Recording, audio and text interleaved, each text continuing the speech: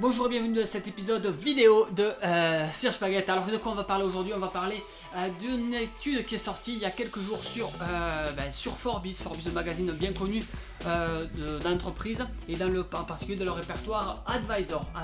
D'ailleurs si on va faire un petit tour sur le site puisqu'on est un peu SEO, non, ça nous intéresse. Regardez, donc ils ont mis ça, répertoire Advisor, business, ok.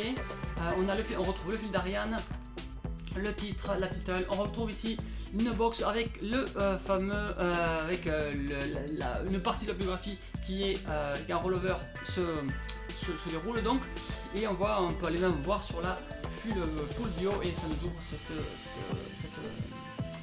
des informations sur ce qu'elle a fait, sur les articles, les archives, etc. On est également, regarde, tu vois, le reviewer, quoi, la personne qui a vérifié l'information, des petits leaders, même chose, la box qui apparaît, la possibilité de voir qui est Kiran Aditam. Qu'est-ce qu'on a d'autre? Regarde, updated, on sait quand est-ce qu'il a été actualisé pour la dernière fois, l'heure, le jour. Et puis on a également un message qui nous explique que là on a que Forbes gagne des sous avec son programme avec un programme de commission sur les derniers sur tout ce qu'il y a sur la page. D'ailleurs on le voit ici, enfin là tu le vois pas, à part ici. Ici, regarde, tu vois, tu as des guides d'achat sur les meilleurs VPN, antivirus, etc. Tu vois, toujours des guides. Ensuite, on a la photo, la table des matières qui est à moitié apparente avec qui incite à faire un clic pour en voir davantage et aller directement à l'information qui nous plaît. Une intro. Ensuite, pourquoi on devrait se fier, avoir confiance au Forbes Advisor. Et là, donc, il nous l'explique. D'ailleurs, pourquoi ça c'était fait par Tech Research, ok, etc. Et puis, des mises. Regarde ici, on a des mises. Si tu dois partir de l'article et voir des informations clés, tu peux les emporter et lire uniquement ceci. Alors moi j'ai parcouru le site, c'est très intéressant, on va en parler parce que si tu fais du travail dans le SEO, c'est quelque chose qu'il va falloir que tu prennes en compte. D'ailleurs, je te dis TikTok, non, ce n'est pas le mécanisme de cette montre qui va falloir prendre en compte, mais bien le sujet brûlant de cet article. En fait, cette étude, donc, elle prend en compte 2000 personnes qui sont représentatifs des consommateurs aux États-Unis et qui ont interrogé leur consommation d'Internet. Bon alors, je te donne déjà l'alerte, spoiler, on a 24% des personnes qui ont été interrogées déclarent qu'ils utilisent uniquement ou principalement les réseaux sociaux, donc pas autre chose. Et puis il y a une autre information, c'est qui est flagrante et que tu devrais mémoriser, c'est que 33% des internautes utilisent uniquement leur smartphone pour naviguer en ligne, d'accord, sur internet, que le smartphone, 33%, ils n'ont pas de PC, rien du tout, d'accord, c'est énorme. Et parmi eux, après, t'imagines combien en font partie ceux qui vont uniquement sur les réseaux sociaux. Donc imagine toi-même, toi dans ta famille, je sais pas, tu as peut-être un cousin, un neveu, ou même si t'as peut-être, si tu vas dans une université auprès de la génération Z, eh bien tu vas vite te rendre compte, il suffit de leur demander quelle est la dernière recherche ou la dernière app ou le dernier contenu qu'ils ont consommé sur internet et tu vas faire vite le constat, quoi. Ça va être la plupart du temps TikTok ou Instagram. Pourquoi? Pourquoi ça triomphe auprès de cette génération? On va le voir ensemble. Et d'ailleurs, l'étude apporte des réponses. Alors, on avait ce pressentiment, tu vois, mais cette fois, on a la confirmation par des chiffres. On a de quoi en avoir le cœur net. On va y aller, on va aller regarder quelques-uns de ces chiffres d'ailleurs. On en a quelques-uns ici. On va mettre ça comme dans l'écran. Benga. Bref. 33%, je te disais, des internautes utilisent uniquement leur smartphone pour naviguer en ligne. Ce que l'on trouve sur les smartphones, en fait, c'est souvent des applications, on est d'accord. Et on retrouve donc des modes de consommation d'Internet via smartphone assez distincts entre les générations. On va aller voir le détail, parce que c'est assez intéressant. Most used on desktop, most used on cell phone, by génération. Et là c'est fou, quoi. La différence entre là, tu vois, même les baby boomers, bon, les baby boomers ils sont nés avec l'ordinateur, donc forcément sur les apps ils sont ils sont souvent moins à l'aise, bien que. Hein. Mais en tout cas, ce qu'il faut voir, c'est que pour ceux qui en doutaient, quoi, c'est que les réseaux sociaux, ils se sont bel et bien imposés, quoi, sur les et d'ailleurs, ils sont imposés même comme moteur de recherche à part entière. On va en parler.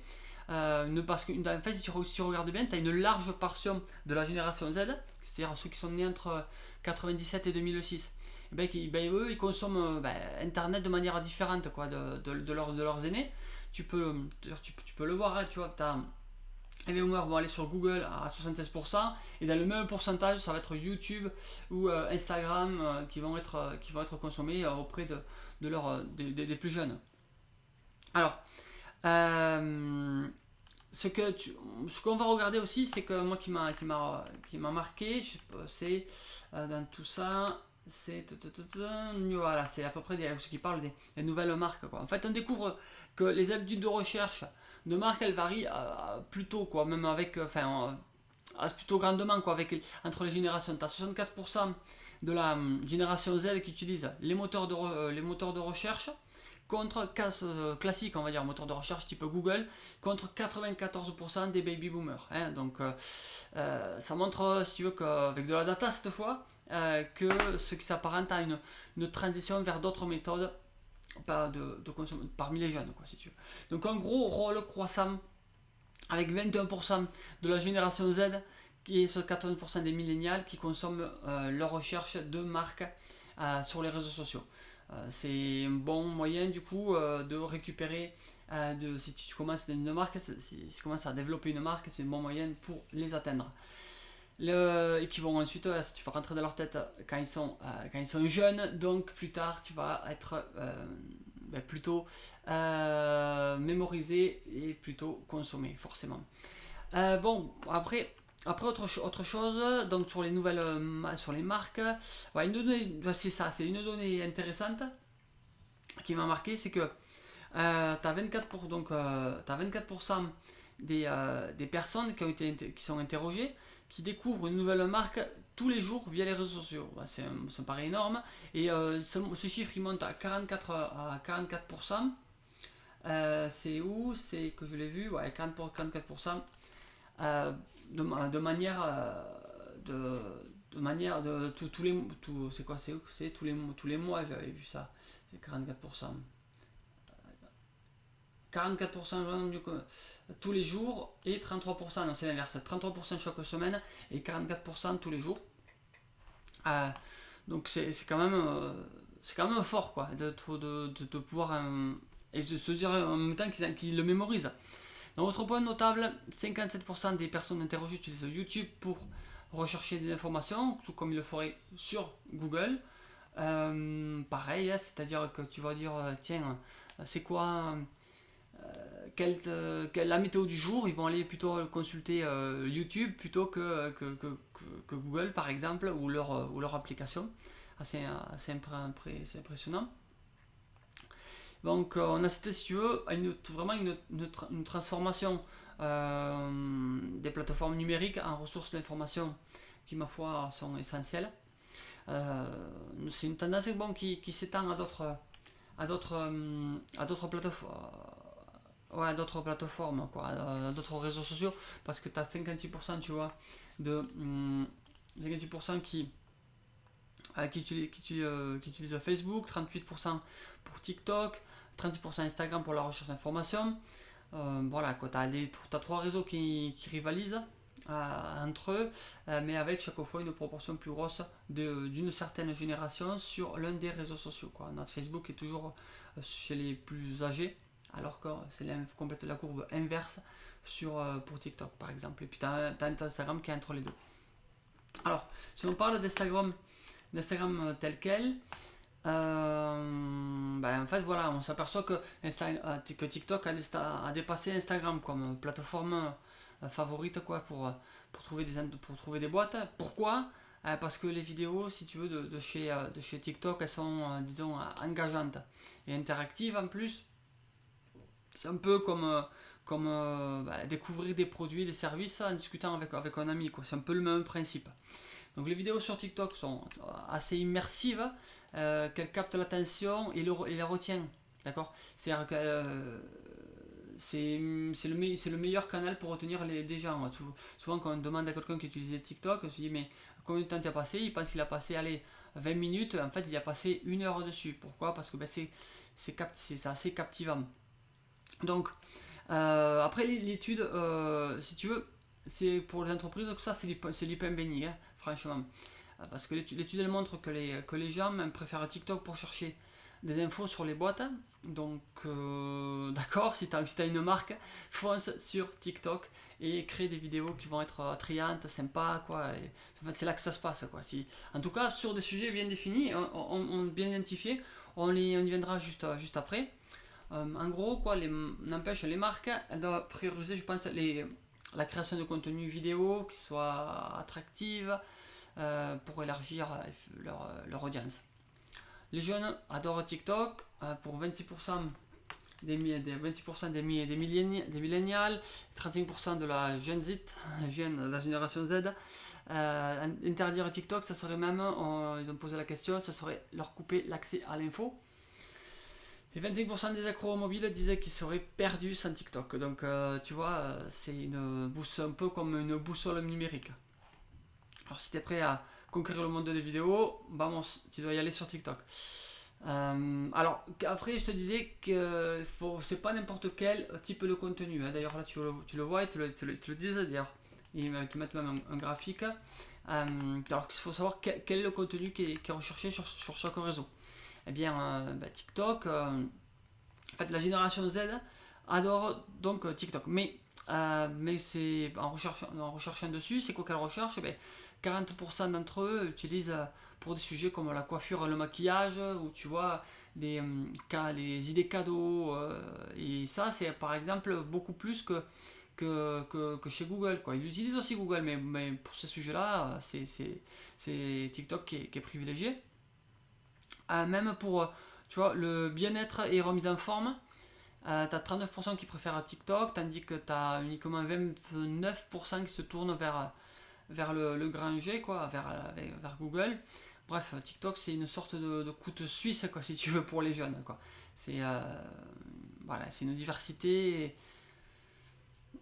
de contenu, ça, une polyvalence des sujets qui est assez croissante en plus chez les jeunes. C'est pas que des vidéos de danse, quoi, TikTok. Il faut quand tu le saches, surtout si tu es dans le secteur du bien-être, prendre soin de soi, comment s'habiller. Regarde aussi, tu vois, la fashion brand. T'as pas mal de sujets sur lesquels tu as le leadership de TikTok. Bon, alors Instagram, tu vois, c'est un peu l'intro de chaque fois, il est entre deux, quoi. Tu as des recherches qui sont dominées plutôt par les marques de mode, avec 27% des utilisateurs, même à 25%, c'est leur pourcentage le plus élevé. Ils sont inférieurs de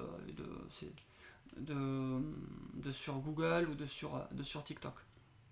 Donc coiffure et maquillage, je les suivent de près, tu vois, 25%. Tu as le design d'intérieur pour 21%. En fait, qu'est-ce que ça nous dit, quoi? Enfin, qu'est-ce que j'en vois, quoi, moi, c'est que Instagram, si tu veux, c'est comme un complément. Mais TikTok, c'est chaque fois ce qui va rester devant pour les sujets de type lifestyle, pour le dire d'une certaine manière. Et donc, on a quoi c'était pour. Comment ça s'appelle?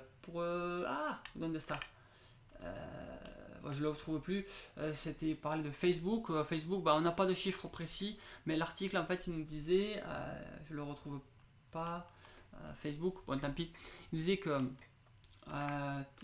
Si, je vais trouver. Il disait que, en gros, que Facebook c'est. Les gens recherchent surtout, si tu veux, des actualités et des idées de recettes de repas, quoi. Facebook, si tu veux, c'était comme un peu c'était un peu comme si c'était la grand-mère qui partage les recettes de famille, des infos locales, quoi. C'est un peu ça. Et d'ailleurs, quand tu demandes aux jeunes, donc, est-ce qu'ils vont sur TikTok, enfin est-ce qu'ils vont sur Google ou sur Facebook, ils te disent ben, toi Nico, tu vas pas sur la bibliothèque quand tu veux quand tu veux faire une recherche, non? Non, non, je vais pas, je vais sur Google. Ben, nous c'est pareil, on va pas sur Google, on va sur là où c'est que ça nous va le mieux, et le mieux c'est ça. Donc voilà. Donc alors en gros, pour ceux qui s'inquiéteraient pour Google, hein, qu'en est-il de Google dans tout ça? Bon, Google il reste en tête pour tu vois, ici pour les restaurants par exemple. Donc il n'y a pas besoin de se faire de soucis pour eux, ils sont blindés, hein. Bar-restaurant, 80% des internautes l'utilisent pour ça. On a chez les générations Z, bon, c'est 70%. Parce qu'on est sur uniquement le focus sur la génération Z ici, hein. Et plus tard, on nous le dit que c'est ça, tu vois, 80%. Qu'est-ce qu'on a d'autre? Ben, on voit que les jeunes générations utilisent moins, donc 70% de la génération Z et 77% des millénials. Voilà. Ensuite, après, tu as les services locaux, hein, comme les pressings ou les garagistes, quoi. Et puis après, tu as l'électronique qui vient comme autre gros secteur pour Google. L'électronique, donc ça va faut prendre que ça va du frigo aux écouteurs, ouais, d'accord. Voilà. Ensuite, donc si on parle un petit peu de Google, entre les générations et tout ce qu'on peut lire à travers ces données, bueno, on a une érosion assez lente, quoi. Google, c'est plus trop la star, quoi, chez les jeunes, en particulier les jeunes internautes. Ben, maintenant, ils utilisent surtout Google, si tu veux, comme on le voit, pour trouver des services locaux. Mais pour ce qui va être décoration intérieure ou marque de mode, ben là, hop là, on va chez TikTok. C'est là que ça se passe pour eux. Alors, cette étude, elle, de consommation d'internet, elle montre bien que certaines habitudes de recherche changent avec les préoccupations de sa fraction d'âge, quoi. Tu vois, enfin, un quarantenaire, un millénial, il va pas chercher un crédit immobilier sur TikTok, hein, on est d'accord. Mais bon, pour la génération qui monte, on ne sait pas, hein, qui c'est. Peut-être qu'ils vont garder ces nouvelles habitudes qu'ils ont. Ils veulent peut-être un contenu vidéo pour expliquer ce que c'est qu'un prix immobilier. Ou une assurance un peu compliquée, avec un bouton, avec un call to action et avec dans la description pour pouvoir aller contracter leur prix immobilier. Je sais, peut-être, hein, je sais pas, mais ça peut. En tout cas, actuellement, c'est pas le secteur d'activité, tu vois, financial service. Même on est quand même 54%, hein, qui encore qui utilise c'est 69% de génération X et 54% génération Z. Voilà. Ça, en fait, il y a autre chose qu'il faut prendre en compte ici, c'est ce que fait Google dernièrement. En fait, Google, ils essaient de se renouveler avec l'IA pour justement attirer davantage peut-être de jeunes. Et en fait, si tu veux, ce qu'on s'aperçoit, c'est qu'il renonce un peu à son privilège qu'il avait. Son privilège, c'était quoi? C'était de classer, d'ordonner l'information du web, quoi. Et en fait, il passe de ça à devenir une source d'information directe avec l'IA. Ça, c'est un défi, d'ailleurs, dont il a des petits soucis dès le départ, là, au moment de son lancement, parce que ça lui pose de grandes responsabilités. Il ne peut pas se permettre d'avoir un 0,01% d'erreur, parce que c'est 0,001% d'erreur, peut être fatal sur toutes les personnes qui vont recevoir cette réponse. Alors, moi, ce que je me dis, c'est qu'il y a quelque chose quand même qui est en train de changer, et c'est ça qu'il faut prendre en compte, c'est l'évolution du marché de l'attention, d'accord. On le sentait, maintenant on le mesure. On a des réseaux sociaux qui changent complètement le jeu des moteurs de recherche. T'as TikTok, YouTube, Instagram qui sont devenus des incontournables. Surtout auprès de la génération Z, on le voit, les chiffres le confirment. T'as Google, même s'il est encore dominant, on va pas se le cacher, il voit ses parts de marché d'attention qui sont grignotées par ces plateformes pleines de vidéos, quoi, en général. Donc les entreprises, de leur côté, si elles n'ont pas encore fait, peut-être qu'elles devraient penser ou repenser leur stratégie digitale.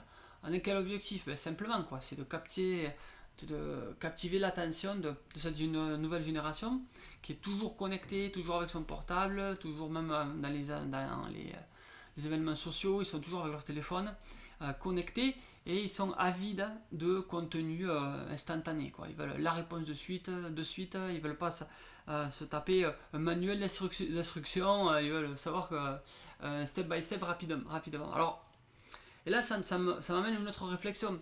Souviens-toi, avant, émettre à la télévision et devenir même un média ou une chaîne de télé, c'était l'apanage de puissantes entreprises qui monopolisaient l'audience, donc l'attention. Et aujourd'hui, n'importe qui peut fédérer une communauté fidèle autour d'une chaîne ou d'un compte diffusé sur un réseau social. Le marché de l'attention du spectateur ou du consommateur, en fait, il est complètement morcelé, d'où l'émergence des influenceurs. En fait, tu as toute une industrie qui s'est développée autour, qu'il s'agisse je sais pas moi, du matériel pour la création de contenu, de la vente d'espaces publicitaires ou de mentions sponsorisées qui pour monétiser cette attention que beaucoup obtiennent, ou bien la promotion d'une certaine idée auprès d'une certaine communauté. Enfin voilà, tu as tout un pan qui s'est ouvert. Et ce qui change, c'est que presque tout le monde, avec une connexion internet, a sa chance.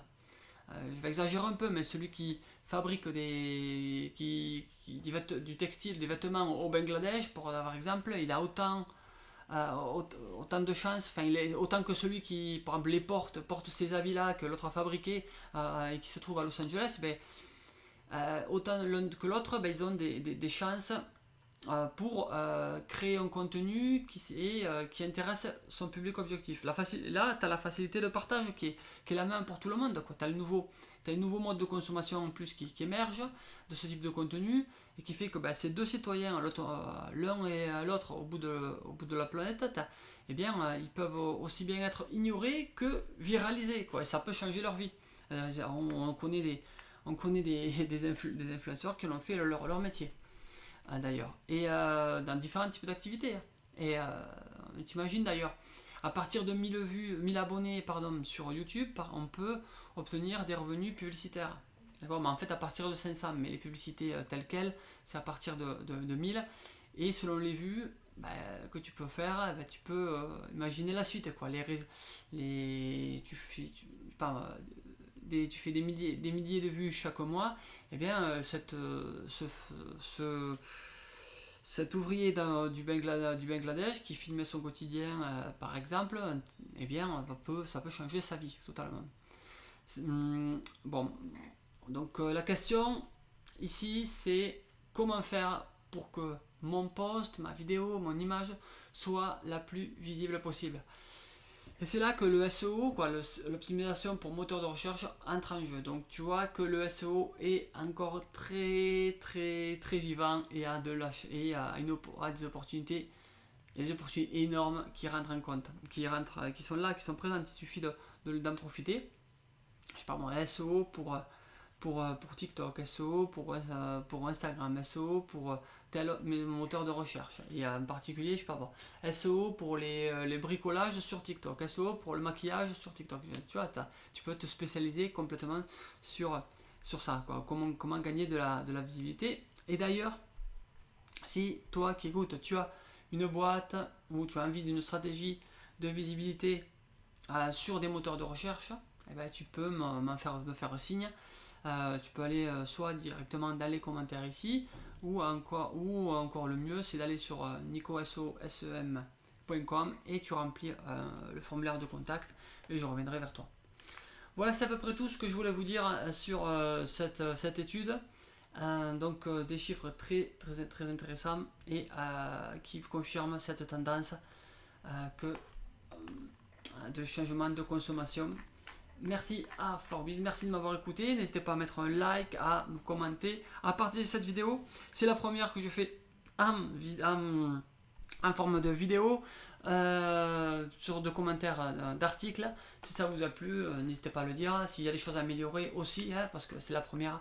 Donc c'est sûrement la moins bonne. Mais bon, il faut toujours commencer par quelque chose pour avoir un précédent. Merci beaucoup, passez une très bonne journée et prenez soin de vous. Ciao, ciao.